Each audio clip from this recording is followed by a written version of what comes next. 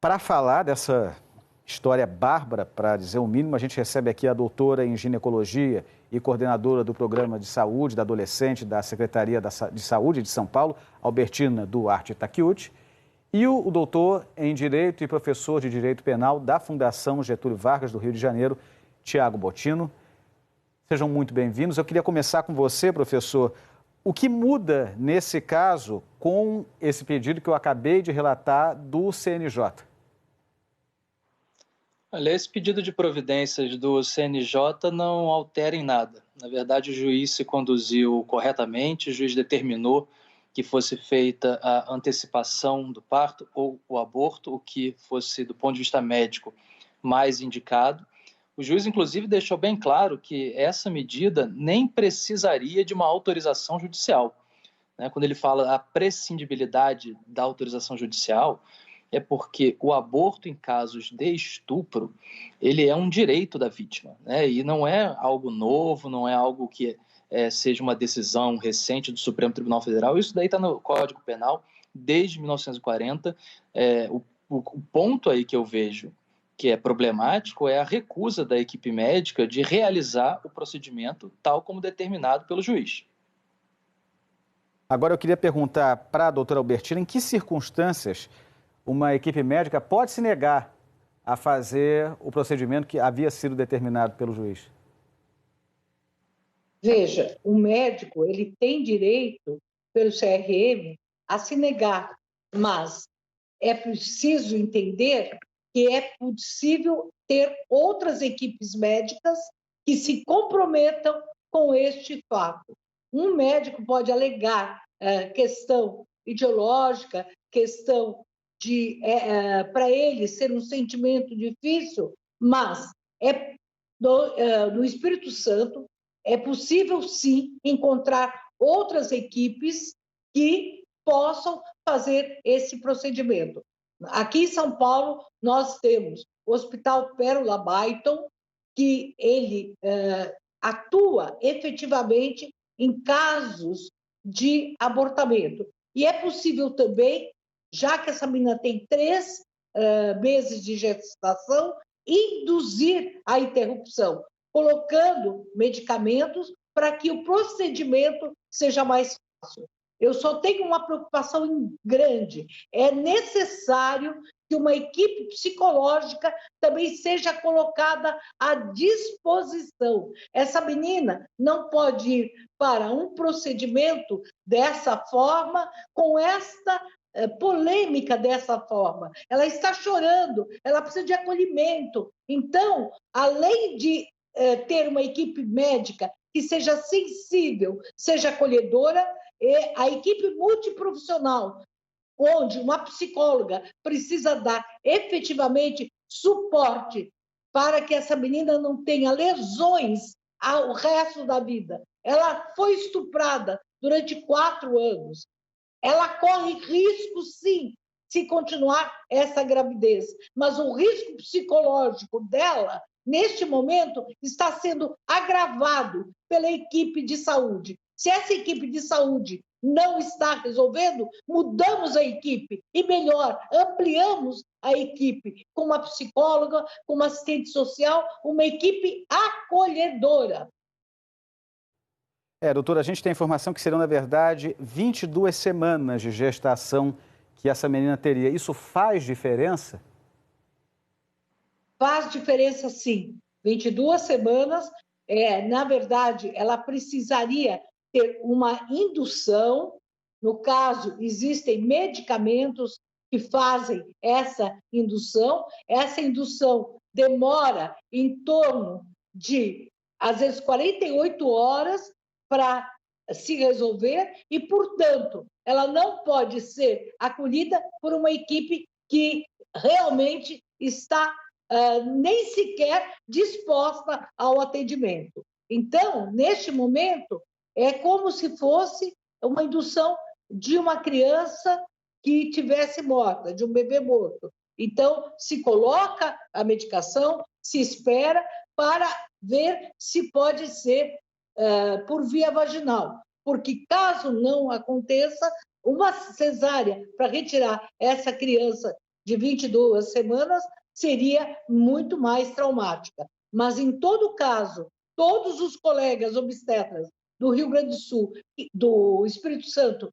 do Rio Grande do Sul ao Iapoque, ao Chuí, do Chuí ao Iapoque, todos os ginecologistas sabem a condução, sim, de indução de aborto, sabem. Então, o que existe não é uma falta de conhecimento, é uma falta de acolhimento que seria fundamental neste momento. Eu fico até preocupada que se faça um procedimento de uma forma obrigatória pela ordem judicial e que os meus colegas não estão reconhecendo. Então, eu aconselho, estamos aqui diante de um poder judiciário também, que é o meu colega que está falando, a mudar de equipe e buscar no Espírito Santo uma equipe acolhedora.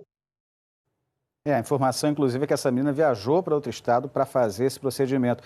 E, professor, eu queria perguntar também ao senhor sobre essas 22 semanas do ponto de vista jurídico. Faz alguma diferença? Não, não faz nenhuma diferença do ponto de vista jurídico. Se tivesse com poucas semanas ou com muitas semanas, é indiferente. O que autoriza esse aborto é a forma pela qual ocorreu a concepção, por meio de um estupro. E, nesse caso, não interessa qual é a idade gestacional, isso jamais poderia ter servido de argumento para essa equipe médica se recusar a fazer o que o juiz determinou.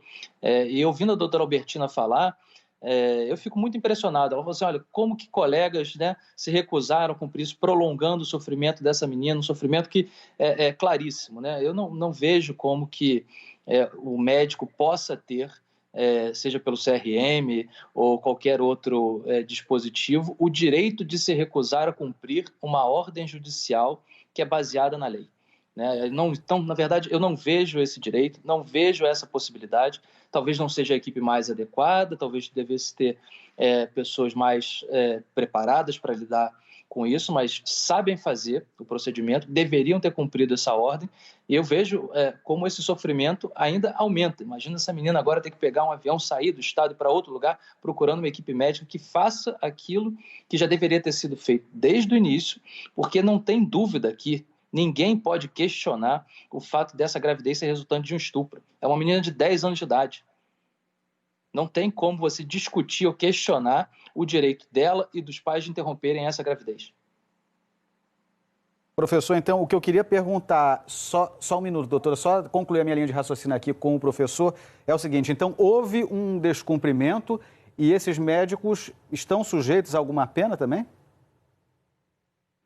A justificativa apresentada de que a idade gestacional não estava de acordo com a lei é totalmente equivocada, errada. Eles são médicos, não são advogados, mostra a lei que diz que depois de 22 semanas você não pode fazer essa interrupção. Não existe. Né? A lei que existe é o Código Penal e ela deixa bem claro que é um direito da gestante interromper a gravidez quando ela é resultante de um estupro. Ponto.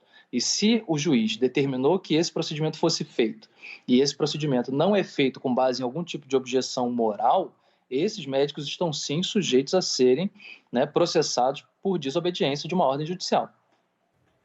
Doutora, a senhora queria acrescentar algum ponto de vista? Eu quero sim. Eu já fiz parto de meninas de 10 anos, de 11 anos, isso há mais de 40 anos, quando nós não tínhamos uma Constituição e quando nós não tínhamos todo esse debate. Eu acho inaceitável que uma menina de 10 anos, chorando, precise recorrer o Brasil, passar de estado em estado pedindo ajuda. Essa menina foi estuprada, ela foi descoberta essa gravidez porque quantas coisas não foram silenciadas dentro do coração dessa menina. Então, eu me coloco aqui, em relação aqui da Globo News, caso essa menina não possa ser atendida, o Programa do Adolescente de São Paulo, do qual eu sou coordenadora, acolhe essa menina com uma equipe psicológica e com uma equipe de resolução. É esse o meu compromisso com as mulheres, não as mulheres todas estupradas, vítimas de violência. Elas só com certeza, nessa pandemia, essa menina engravidou na pandemia, né? Então, imagina quantos abusos essa menina foi submetida. Então, ela precisa urgente de uma equipe psicológica, ela precisa urgente de um apoio social. Ela já está machucada e está com produto concreto. Como é que ela vai cuidar dessa criança fruto do estupro? Doutora, outra pergunta, além dos danos psicológicos, sociais que essa menina vai ter, né, ela já está tendo, eu queria saber se o corpo de uma menina de 10 anos, ele tem estrutura para suportar um feto ou ela também está correndo risco por causa também dessa gravidez no corpo dela? A mortalidade de meninas de 10 a 14 anos é maior, sim, muito maior do que a mulher até de 40 anos.